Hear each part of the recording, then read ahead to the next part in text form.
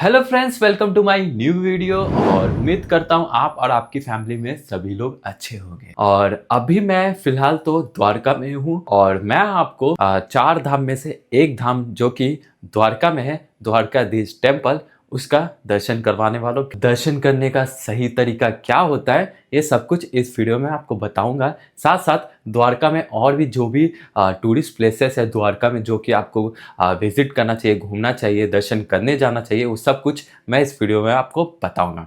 साथ साथ एक और ज्योतिर्लिंग होता है जो कि द्वारका में आपको सही रहेगा कि द्वारका से ही आप उस ज्योतिर्लिंग को दर्शन करने जाओ। अगर आप कभी भी द्वारका आते हो तो एक ज्योतिर्लिंग आता है जो कि द्वारका से करीब है, अपना ये नागेश्वर ज्योतिर्लिंग, तो वो भी दर्शन करने जाएंगे। ठीक है, तो फिलहाल तो अभी अभी मैं आया हूँ और बहुत टाइम लगा दिया मैंने अपना होटल रूम ढूंढने में।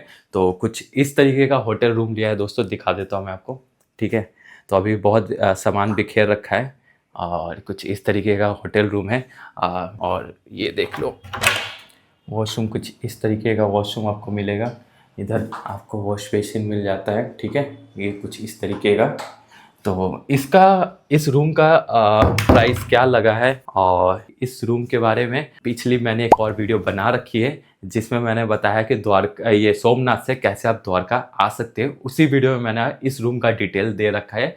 वैसे तो मैं आपको बता दूंगा कि ये मैंने होटल कहाँ लिया है। ठीक है, बाहर जाके अभी मैं निकलूंगा होटल से तो बताऊंगा कि कहाँ पर मैंने ये लिया है। ठीक है, फिलहाल मुझे होटल ढूंढने में ही लगभग बहुत समय चला गया है। तो सबसे पहले अभी हम चलेंगे द्वारकाधीश टेम्पल में दर्शन करने के लिए और उसके बाद जो टाइम बचेगा फिलहाल हम लोग आसपास में द्वारका में जो भी घूमने की प्लेसेस है वो घूमेंगे। और फिर कल पूरा दिन होगा सुबह से लेके शाम तक का। तो पूरे दिन में हम जो भी दूर दूर दर्शन करने वाले जो भी टेम्पल है या फिर टूरिस्ट प्लेस है वो कवर करेंगे। कल स्कूटी से कवर करेंगे। और भी ऑप्शन मैं आपको बता दूंगा, दूसरे ऑप्शन से भी आप घूम सकते हो, बट मेरा तो ऐसा है कि मैं जहाँ भी जाता हूँ तो स्कूटी रेंट पर कर लेता हूँ। तो स्कूटी रेंट कहाँ से आप कर सकते हो सब कुछ मैं इस वीडियो में आपको बताऊँगा। और कैसे आप नागेश्वर टेम्पल जा सकते हो, बेट द्वारका कैसे जा सकते हो, सब कुछ इस वीडियो में आपको जानने को मिलेगा। फुल डिटेल में मैं सब कुछ बताने वाला हूँ। तो और दोस्तों, पहले वाली वीडियो जाकर नहीं देखा है सोमनाथ टू द्वारका, वो वाली वीडियो जाकर देख लो। इस वीडियो में मैंने इस रूम के बारे में पूरा डिटेल में बता रखा है। और उससे भी पहले एक और वीडियो मैंने बना रखा है पटना टू सोमनाथ, पटना से सोमनाथ कैसे आ सकते हो और सोमनाथ में कहाँ रुकना चाहिए आपको, मतलब स्टे मैंने बता रखा है कहाँ मैं रुका हूँ। और साथ साथ ये भी बता रखा है दोस्तों कि कैसे आप सोमनाथ मंदिर में दर्शन करने का सही तरीका क्या है। और सोमनाथ में और भी आसपास में जो टूरिस्ट प्लेसेस हैं, मंदिर हैं, वो कैसे दर्शन करने जा सकते हो, सब कुछ उस वीडियो में बता रखा है। पटना टू सोमनाथ दोनों वीडियो जाकर जल्दी से जाकर वॉच करो। मैं यहीं पर स्टे किया हूँ। ठीक है, मंदिर से लगभग 300 मीटर की दूरी पर ये अपना स्टे है। इसी होटल में मैंने स्टे कर रखा है, होटल मधुबन। ठीक है, कुछ इस तरीके का बिल्डिंग है और ये सीधा निकल जाता है रोड पे, ज़्यादा नहीं टाइम लगेगा, आपको तुरंत रोड पे निकल जाओगे ये गली से। ये देखो पीछे मधुबन लिखा हुआ है, यही बिल्डिंग कुछ इस तरीके का आपको बिल्डिंग देखने को, हरा कलर का बिल्डिंग दिख रहा है ना, यहीं पर मैंने स्टे कर रखा है। अगर आप जब भी द्वारका हो तो मंदिर के आसपास ही स्टे लेना। ठीक है, 300-400 मीटर की दूरी पे, 100 मीटर की दूरी पर ही स्टे लेना, अच्छा होगा, अच्छे से आप घूम पाओगे द्वारका। देखो यहाँ से सीधे अभी हम रोड पे निकल आए हैं और यहीं से सीधे अपना होटल है और इधर जाएंगे तो मंदिर के साइड जाएंगे। ठीक है, तो चलते हैं अभी मंदिर के साइड। ये सीधे रोड चला जाता है मंदिर की तरफ, यहाँ से अभी हम लोग सीधे जाएंगे। ये देखो दोस्तों, मंदिर के पास आ चुके हैं, यही सीधा रास्ता से। ये रहा अपना मंदिर, श्री द्वारकाधीश मंदिर। तो दोस्तों, सुबह सुबह अगर आप द्वारका आ रहे हो और द्वारका आओगे तो फिर रूम ढूंढोगे, होटल ढूंढोगे, तो उसमें थोड़ा सा समय जाएगा। और उसके बाद से रूम लेने के बाद फ्रेश हो जाना, फ्रेश होने के बाद सीधा सबसे पहले मंदिर में दर्शन करने के लिए आ जाना, द्वारकाधीश टेम्पल, जो कि मैं अभी आया हूँ। ठीक है, तो अभी सबसे पहले यहाँ पे अभी दर्शन करेंगे। तो दोस्तों, अंदर कोई फ़ोन नहीं जाएगा, कोई भी इलेक्ट्रॉनिक गैजेट नहीं ले जा सकते अंदर, तो उसको बाहर ही आप जमा कर सकते हो। मंदिर के बाहर ही आपको एक जगह दी जाती है जहाँ पे आप निःशुल्क जमा कर सकते हो अपने बैग को, फ़ोन को, जो भी आपके पास है वो जमा करवा देना। तो अभी मैं आपको अंदर का दिखा नहीं पाऊँगा क्योंकि अंदर फ़ोन ले जाना अलाउ नहीं है, तो बाहर ही मुझे अभी फ़ोन जमा करवाना पड़ेगा। ठीक है, फ़ोन, ईयरबड, या फिर ये आपके पास डिजिटल वॉच है या फिर स्मार्ट वॉच है, आप कुछ भी अंदर नहीं ले जा सकते हो। बट यहाँ पे मंदिर के द्वारा यहाँ पे रखने का निःशुल्क सामान रख सकते हो। अगर आपके पास बैग भी है ना, तो बैग भी आप रख सकते हो। बड़ा बैग है आपके पास तो लगेज भी आप यहाँ रख सकते हो, ठीक है।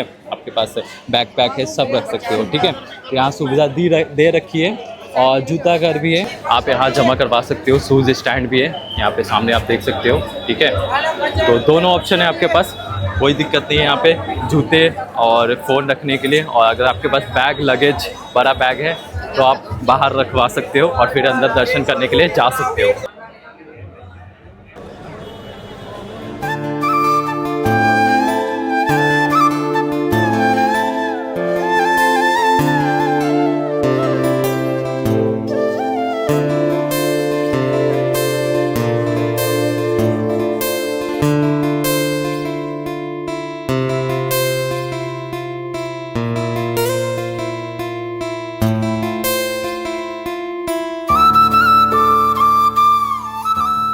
भाई दर्शन हो चुके हैं, बहुत अच्छे दर्शन हुए। और अभी दर्शन करके आ रहा हूँ द्वारकाधीश टेम्पल से। और मैं आपको टाइमिंग बता दूं दोस्तों, यहाँ पे टाइमिंग क्या रहते हैं। तो मैं आपको शुरुआत दर्शन करने का जो टाइमिंग होता है 6:30 बजे से शुरुआत होता है मंदिर में दर्शन करने का। और लगभग आप 8 बजे तक दर्शन कर सकते हो। फिर 8 बजे के बाद मंदिर बंद हो जाती है। 8 बजे से लेकर 9:15 बजे तक आरती होती है, जिसकी वजह से आप दर्शन नहीं कर सकते। मंदिर में आरती होती है, बंद रहती है मंदिर, ठीक है। फिर 9:15 बजे के बाद से फिर से मंदिर खुलती है और लगभग 1 बजे तक आप दर्शन कर सकते हो। और 1 बजे के बाद फिर मंदिर बंद हो जाती है और 5 बजे खुलती है। और 5 बजे से खुलती है जो, उसके बाद से 9:15 बजे तक 9:30 बजे तक रात तक आप दर्शन कर सकते हो। 9:30 बजे रात तक मंदिर फिर बंद हो जाती है। तो ये कुछ टाइमिंग्स होती है मंदिर में द्वारकाधीश टेम्पल में दर्शन करने का, ठीक है दोस्तों। मंदिर में दर्शन करने के बाद अभी मैं आया हूँ सुदामा सेतु के पास। सुदामा सेतु का भी बहुत नाम सुना है कि यहाँ भी ज़रूर विज़िट करना, ठीक है। तो मैं तो सुदामा सेतु विज़िट करने आया था। देख सकते हो सुदामा सेतु बंद है, ये देख सकते हो। अभी काम चल रहा है इसमें, रिपेयरिंग का काम चल रहा है, ठीक है। और रिनोवेशन का काम चल रहा है यहाँ पे अभी। तो फिलहाल बंद है, देखो काम चल रहा है अभी सुदामा सेतु में। ये अभी टेम्प्रोरी क्लोज़ है, इसलिए दिखा दिया आपको सुदामा सेतु कि अगली बार शायद उस टाइम तक आओ और उस टाइम तक हो सकता है कि बन के तैयार हो जाए, मतलब रिपेयर होके तैयार हो जाए, रिनोवेशन होके तैयार हो जाए। तो आप ज़रूर यहाँ पे आना सुदामा सेतु पे। ये दूसरा लोकेशन है, टूरिस्ट प्लेस है, ठीक है। और सुदामा सेतु है ना दोस्तों, मैं आपको बता देता हूँ, ये देखो द्वारकाधीश टेम्पल और ठीक बगल में ही अपना ये सुदामा सेतु है, जिसका काम अभी चल रहा है। रिपेयरिंग का काम चल रहा है, रिनोवेशन का काम चल रहा है। ये सुदामा सेतु है। तो मैंने बता दिया कि कहाँ पे है, ठीक बगल में ये मंदिर के करीब में ही सुदामा सेतु है। हम चलते हैं गोमती घाट। मैं आपको दिखा देता हूँ, गोमती घाट भी दिखा देता हूँ। वैसे तो काफ़ी लोग शाम के वक्त भी काफ़ी लोग वहाँ पे टाइम स्पेंड करते हैं, बट अभी मैं आपको दिखा देता हूँ, ठीक है। यही रास्ता से आप आओगे और ये अपना ये सुदामा सेतु है, उसी से ठीक सामने से एक रास्ता जाता है गोमती घाट के लिए, ठीक है।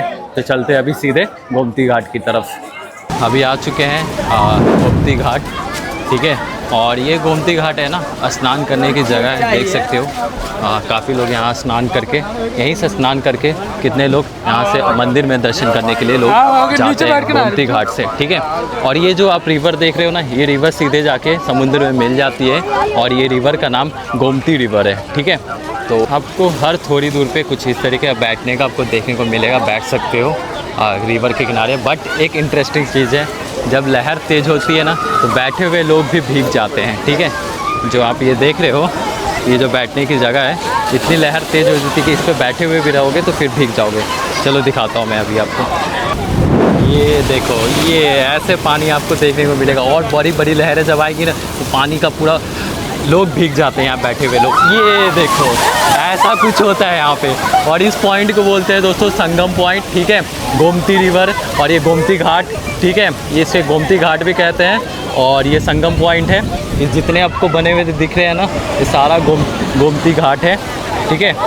और इसी जो मंदिर आप जो सामने देख रहे हो ना, आगे समुद्र है, इसके आगे, ये मंदिर के आगे समुद्र है और इसी जगह को कहते हैं संगम पॉइंट, ठीक है। ये दूसरी प्लेस, ये नेक्स्ट प्लेस मैं आपको बता रहा हूँ।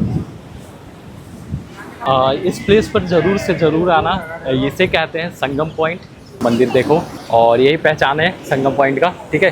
सामने आप समुद्र देखो और ये है अपना गोमती रिवर, और गोमती रिवर यहीं आकर मिलती है, तो इसे संगम पॉइंट कहते हैं। ठीक, इधर ही से होते हुए अभी मैं फ़िलहाल आया हूँ, ठीक है। ये सामने से होते हुए आया हूँ।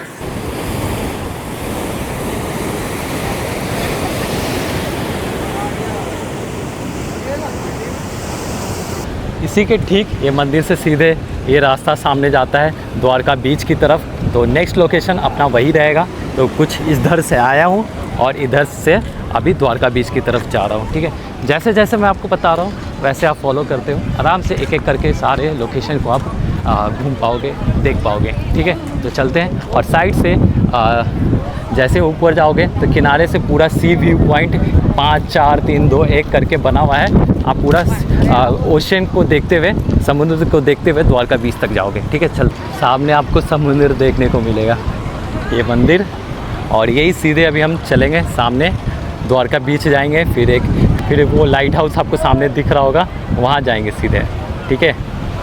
तो ओशियन का व्यू देखते हुए, ये नज़ारा ओशियन को देखते हुए अभी हम सीधे द्वारका बीच की तरफ जा रहे हैं। ये जो सीढ़ियाँ आपको देखने को मिल रहा है ना, इसी से पता चलता है। ऐसे सीढ़ियाँ 1 2 3 4 5 ऐसे बहुत सारी सीढ़ियाँ बनी हुई है, और इसको कहते हैं सी व्यू पॉइंट, ठीक है। जितने सीढ़ियाँ उतना सी व्यू पॉइंट कहते हैं, ठीक है। तो अभी आगे ही द्वारका बीच है, तो वहाँ चलते हैं अभी। दोस्तों आ चुके हैं अभी द्वारका बीच, ठीक है। और इसे कहते हैं द्वारका बीच। इस साइड से अभी मैं आया था, इस साइड से, और ये रहा अपना द्वारका बीच। कुछ इस तरीके का दिखता है द्वारका बीच। यहाँ पे आके आप एंजॉय कर सकते हो और काफ़ी देर टाइम स्पेंड भी कर सकते हो।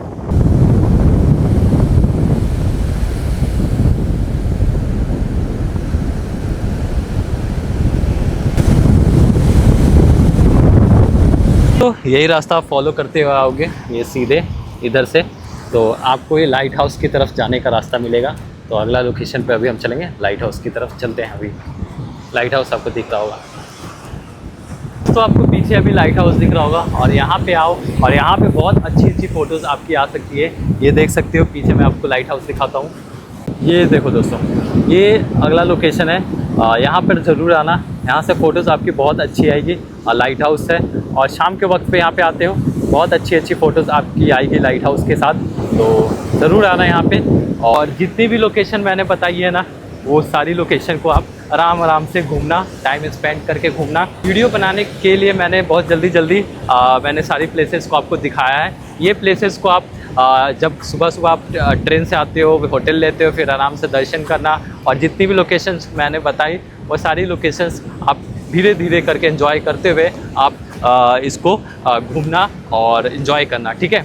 फिर हम लोग अब कल मिलेंगे, और कल पूरा दिन चाहिए होगा नागेश्वर टेम्पल जाने के लिए, बेट द्वारका जाने के लिए, और भी लोकेशन है जो मैं कल आपको बताऊंगा। एक दिन आप यहाँ देना द्वारका में एंजॉय करना, और कल हम चलेंगे नागेश्वर टेम्पल की तरफ, और रुक्मणी टेम्पल, और भी लोकेशंस है जो मैं कल आपको बताऊँगा। दोस्तों ये है अगला दिन, और अभी फ़िलहाल मैं जा रहा हूँ मंदिर में दर्शन करने के लिए, नागेश्वर टेम्पल, जो कि 12 ज्योतिर्लिंग में आता है।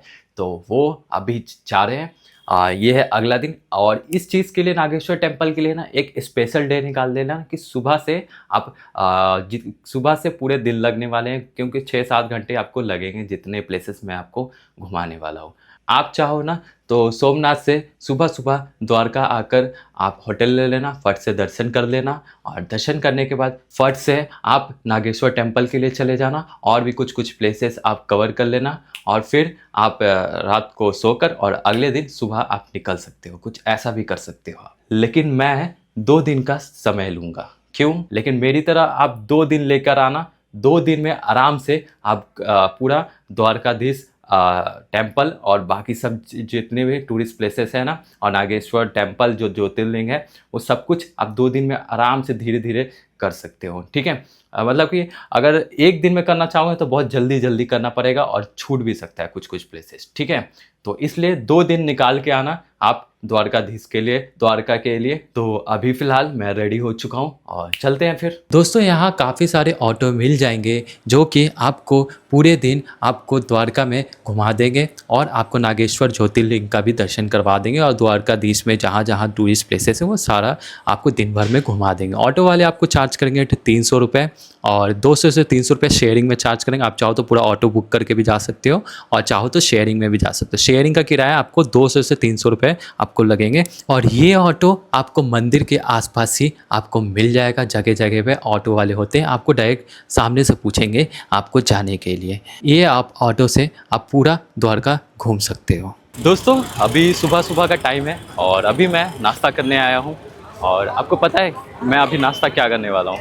आपने तारक मेहता का उल्टा चश्मा देखा होगा जिसमें जेठालाल का सबसे फेवरेट खाने में उसका फाफड़ा जलेबी है। ठीक है, तो उसको खाते हुए देखता था तो मैं भी सोचा था कभी मैं इसको ट्राई करूं, तो अभी वही ट्राई करने वाला हूं। फाफड़ा जलेबी अगर गुजरात आ रहे हो तो ये ज़रूर ट्राई करना और द्वारका में ये स्पेशली मिल रहा है, सोमनाथ में मैंने नहीं देखा। तो चलिए ट्राई करते हैं यहाँ पे फाफड़ा जलेबी। सुबह सुबह के समय पे द्वारकाधीश टेम्पल के पास ही आपको सुबह के टाइम पे ये नाश्ते में आपको मिल जाएगा। दोस्तों आपको हर कॉर्नर पे या फिर रेस्टोरेंट में आपको ये जलेबी फाफड़ा आपको मिल जाएगा। और ये दोस्तों इसकी कीमत हर जगह अलग अलग प्राइस मैंने देखी, कहीं 50 रुपये में मिल जाती है और मैंने जो आपको थाली दिख रहा है ये मुझे 100 रुपीज़ का थाली मिला है जिसमें जलेबी फाफड़ा है। तो फाफड़ा जलेबी तो खाना हो गया, बट एक चीज़ और ट्राई ज़रूर करना है। यहाँ पर आके पीछे पे एक शॉप देखने को मिल रहा है, यहाँ पर आके लस्सी ट्राई ज़रूर करना है। ठीक है, ये लस्सी बिल्कुल आपको मंदिर के ठीक सामने, ये जो आप एरिया देख रहे हो ना, ये यहीं पर ठीक सामने मंदिर के सामने ही एक शॉप है प्रभु प्रसाद। ठीक है, यहाँ पर एक बार लस्सी आकर ज़रूर ट्राई करना, मेरे बोलने पे ये चीज़ ज़रूर ट्राई करना यहाँ पे। दोस्तों ये लस्सी मात्र आपको 50 रुपये में यहाँ मिलने वाली है। कुछ इस तरीके का लस्सी आपको देखने को मिलेगा। ठीक है, तो ज़रूर ट्राई करना, ये बहुत टेस्टी लस्सी है, मैंने ट्राई किया था कल, तो फिर एक ट्राई कर रहा हूँ अभी मैं। द्वारका घूमने के लिए अभी मैंने एक स्कूटी रेंट पर लिया है और एक्टिवा ली है। ठीक है, इन्हीं से अभी स्कूटी लिया है। 400 रुपये में स्कूटी लिया है। स्कूटी से आप घूमना चाह रहे हो द्वारका में तो ये भैया से आप कांटेक्ट कर सकते हो। नंबर इनसे मैं ले लूँगा और डाल दूँगा, स्क्रीन पे नंबर होगा। लाइसेंस मैंडेटरी है, आपको लाइसेंस आपके पास रहना चाहिए तभी आपको स्कूटी मिल पाएगा यहाँ पे। और यहाँ पे शायद ऐसा है कि कोई हेलमेट ज़रूरत नहीं है यहाँ पे। अच्छा चलो बढ़िया है। द्वारका आओ तो फोटो खींचने के मेरा कांटेक्ट करना। ठीक है, हाँ फोटो भी बढ़िया खींचेगा। ओके ठीक है, चलो 400 पर डे के हिसाब से आपको स्कूटी यहाँ मिल जाएगा। तो स्कूटी तो ले लिया है और पेट्रोल आपको खुद डलवाना होता है। ठीक है, तो लगभग मैंने 200 का पेट्रोल डलवाया है। आपको स्कूटी है ना कहीं मंदिर के आसपास हर जगह से आपको मिल जाएगा। वहाँ बहुत सारी शॉप्स हैं, बहुत सारे ऐसे स्कूटी लेके घूमते रहते हैं आपको रेंट पर देने के लिए। ठीक है, तो फिलहाल एक भैया से मैंने लिया है जिनका मैंने आपको दिखाया, उनका नंबर दे रखा है, आप उनसे कांटेक्ट करके आप स्कूटी ले सकते हो।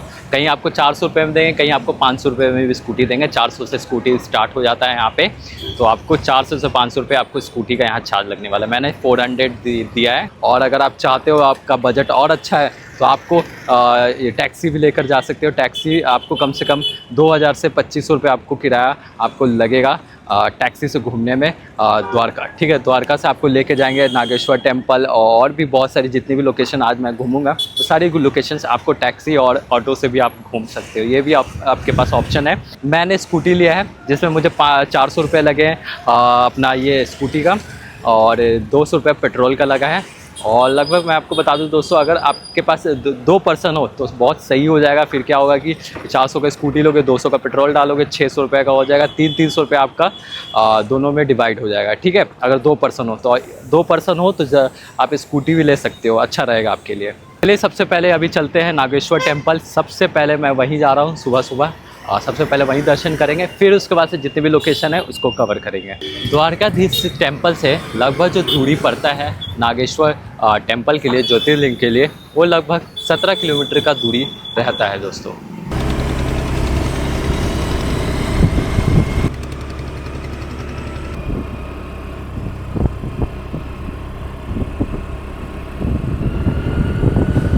पहुंच चुके हैं हाँ नागेश्वर टेम्पल, और अपनी स्कूटी यहीं पर पार्क कर दी है। कुछ इस तरीके का ग्राउंड में आपको देखने को मिलेगा, और ये अपना स्कूटी रहा पार्क कर दिया है, और आसपास का ये देख लो नज़ारा। और ये रहा अपना नागेश्वर ज्योतिर्लिंग, ठीक है, टेम्पल। और ये अपना स्टैचू, आपने रील में देखा होगा इस स्टैचू को काफ़ी बार, ठीक है। तो चलते हैं अभी दर्शन करते हैं। पूजा अभिषेक करना है, अंदर ज्योतिर्लिंग की पूजा चालू है, पूजा टोकन लेके अपने हाथों से पूजा अभिषेक करना है, अंदर ज्योतिर्लिंग की पूजा चालू है, पूजा टोकन लेके अपने हाथों से पूजा करोगे।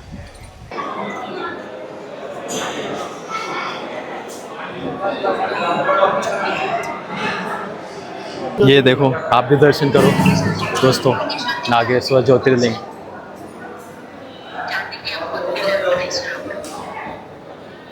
दर्शन हो चुके हैं दोस्तों, बहुत जल्दी दर्शन हुआ है और बहुत अच्छा दर्शन हुआ है, ठीक है। और कुछ इस तरीके का मंदिर अंदर से देखने को मिलता है कि देख सकते हो चारों तरफ नागेश्वर टेम्पल के अंदर का ये कुछ इस तरीके का मंदिर का बनावट है अंदर। दर्शन हो चुके हैं, और ये अब देखो पीछे, मेरे पीछे ये मंदिर के प्रांगण में ही है शिव जी का स्टैचू। चलिए सामने से देखते हैं इनको। ये देखो भाई, आप भी देख लो सामने से शिव जी को। हाइट है ना ये इस मूर्ति की लगभग 80 फीट है। कुछ लोग 100-125 फीट बता रहे हैं, बट गूगल किया मैंने तो 80 फीट है, ठीक है, इस स्टैचू की हाइट। तो नागेश्वर टेम्पल में तो दर्शन हो चुके हैं। अब अगला जो लोकेशन पे अभी हम जाएंगे वो है गोपी तालाब। आ गए हैं गोपी तालाब, और लगभग मंदिर से, नागेश्वर टेम्पल से लगभग यहाँ की दूरी 4 से 5 किलोमीटर रही है। और इसी रूट पे नागेश्वर टेम्पल है 5 किलोमीटर आगे। इसी रूट को फॉलो करते हुए आओगे तो नागेश्वर टेम्पल आ जाओगे, और सीधे अपनी स्कूटी लग गई है। ये देखो सामने मैंने अपनी स्कूटी लगा दी है, और चलते हैं अंदर। गोपी तालाब अंदर ही है, चलते हैं। ये रहा दोस्तों गोपी तालाब।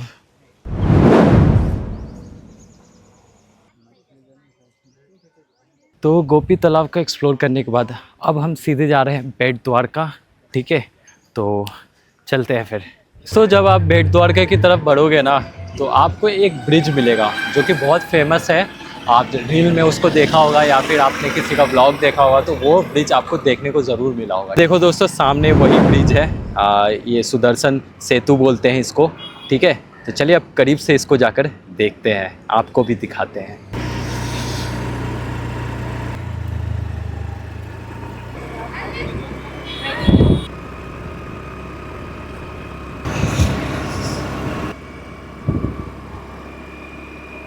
दोस्तों एक तरीके से सुदर्शन सेतु भी एक टूरिस्ट प्लेस बन गया है, ठीक है। जिस तरीके से अभी आप देख सकते हो कितनी गाड़ियाँ इस रोड पे खड़ी है, लोग यहाँ पे फ़ोटोज़ क्लिक करवा रहे हैं। एकदम साइड में बहुत सारी आपको गाड़ियाँ रुकी हुई साइड से देखने को मिलेगा, और लोग गाड़ियाँ रोक के यहाँ पे फ़ोटोज़ क्लिक करवा रहे हैं इस ब्रिज पर। एक तरीके से ये भी टूरिस्ट प्लेस में ही आता है ये अपना सुदर्शन सेतु, ठीक है।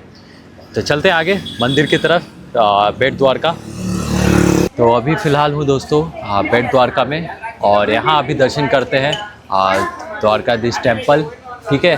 और इसका हिस्ट्री क्या है वो मैं आपको बताता हूँ दोस्तों। उससे पहले आप यहाँ आपके पास अगर फ़ोन है या फिर बड़ा कैमरा है या फिर कोई पर्स बैग है तो आप उसको बाहर जमा करवा देना, क्योंकि अंदर ले जाना अलाउ नहीं है, मंदिर के अंदर अलाउ नहीं है। तो उसके लिए बाहर, ये मंदिर के बाहर ही ये काउंटर बना हुआ है जहाँ पे आप अपना फ़ोन जमा करवा सकते हो, और अगर लगेज है तो लगेज भी, आप सामान भी यहाँ जमा करवा सकते हो। पर फ़ोन का किराया यहाँ पे आपको लगने वाला है, एक फ़ोन का आपको 5 रुपये लगेगा, ठीक है। ये कुछ इस तरीके का रहेगा, और जूता घर भी आपको यहाँ देखने को मिलेगा, तो यहाँ आप जूता जमा कर सकते हो। चलिए चलते हैं अंदर, दर्शन करते हैं और आपको यहाँ की थोड़ी हिस्ट्री आपको बताता हूँ। यह है बेट द्वारका, जिसे भेट द्वारका भी कहा जाता है। धार्मिक मान्यता के अनुसार यह वही स्थान है जहाँ भगवान श्री कृष्ण अपने द्वारका प्रवास के दौरान निवास करते थे। मान्यता है कि श्री कृष्ण के मित्र सुदामा उनसे मिलने यहाँ आए थे, इसलिए इसका नाम भेट द्वारका पड़ा।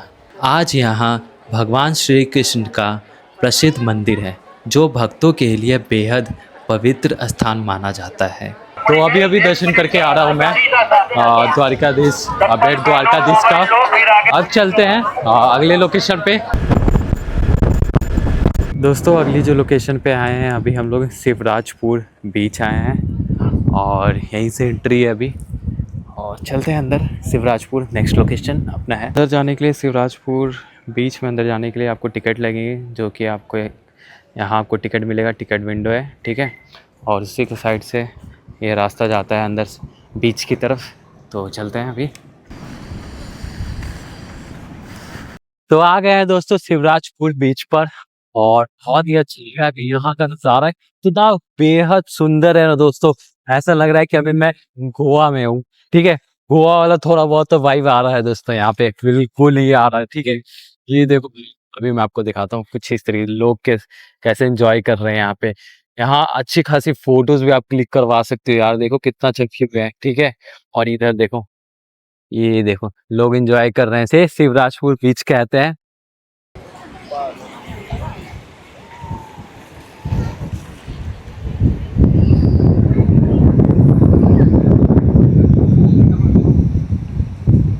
ये देखो दोस्तों, बीच के किनारे आपको कुछ इस तरीके से बेंचेस मिल जाएंगे, जहाँ पे आप टाइम स्पेंड कर सकते हो बीच के देखते हुए।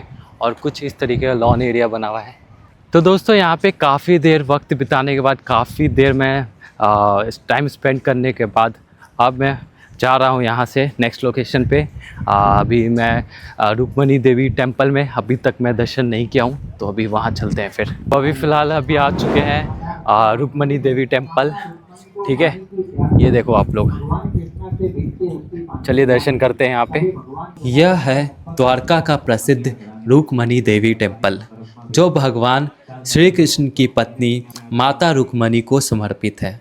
मान्यता है कि ऋषि दूर्वासा के श्राप के कारण माता रुक्मणी को भगवान कृष्ण से अलग रहना पड़ा, इसलिए उनका मंदिर द्वारकाधीश मंदिर से अलग स्थान पर है।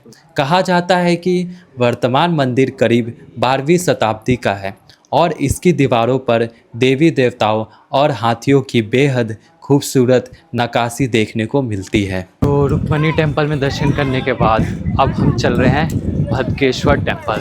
पहुंच चुके हैं भदकेश्वर टेम्पल, और अपनी स्कूटी यहाँ पार्क की है सामने, और सीधे अपना भदकेश्वर जी का टेम्पल है। तो चलते हैं अभी दर्शन करते हैं वहाँ पे फट सा। भदकेश्वर टेम्पल ये अपना समुद्र के किनारे है, ठीक है। और ये देख सकते हो कितना यहाँ से बेहद ही खूबसूरत सा आपको नज़ारा यहाँ से आपको देखने को मिलेगा। बहुत ही खूबसूरत सा नज़ारा मिलेगा। आप हो सके तो यहाँ पर है ना सनसेट के वक्त पे आना, धूप जाती है सूरज जाता है, तो यहाँ बहुत अच्छा व्यू भी देखने को मिलता है। बट अभी ऐसा है कि मानसून के टाइम पे आया हो ना, जिसकी वजह से अभी सूरज ठीक से दिख नहीं रहा है और सनसेट दिख नहीं रहा है, ठीक है। तो ये प्रॉब्लम है, कोई नहीं। बट आप कभी आना तो शाम के वक्त पे भी यहाँ आ सकते हो, बहुत अच्छा लगेगा आपको यहाँ बैठने में। चलिए दिखाते हैं और यहाँ बैठने की कैसी सुविधा है। ये देख सकते हो दोस्तों, यहाँ पे आप अच्छी अच्छी फ़ोटोज़ भी क्लिक करवा सकते हो। और भद्रकेश्वर जी का टेम्पल, ठीक है, सामने ही। और देखो सभी लोग यहाँ पे फ़ोटो क्लिक करवा रहे हैं, कोई टाइम स्पेंड कर रहा है। मतलब मस्त जगह है भाई, आओ जब भी तो शाम के वक्त पे ही आना, बहुत अच्छा लगेगा आपको। द्वारका का भद्रकेश्वर महादेव मंदिर भगवान शिव को समर्पित एक बेहद खूबसूरत मंदिर है, जो अरब सागर के किनारे एक छोटी पहाड़ी पर स्थित है। मान्यता है कि यह स्वयंभू शिवलिंग विराजमान है। खास बात यह है कि ज्वार के समय समुद्र का पानी मंदिर तक पहुंच जाता है, जिसे भगवान शिव का प्राकृतिक जल अभिषेक माना जाता है। और यहाँ से सूर्य अस्त का नज़ारा भी बेहद शानदार दिखाई देता है। लगभग दोस्तों मैंने सारी टूरिस्ट प्लेसेस को आपको दिखा दिया, दर्शन भी करवा दिए आपको। तो इस वीडियो में बस इतना ही।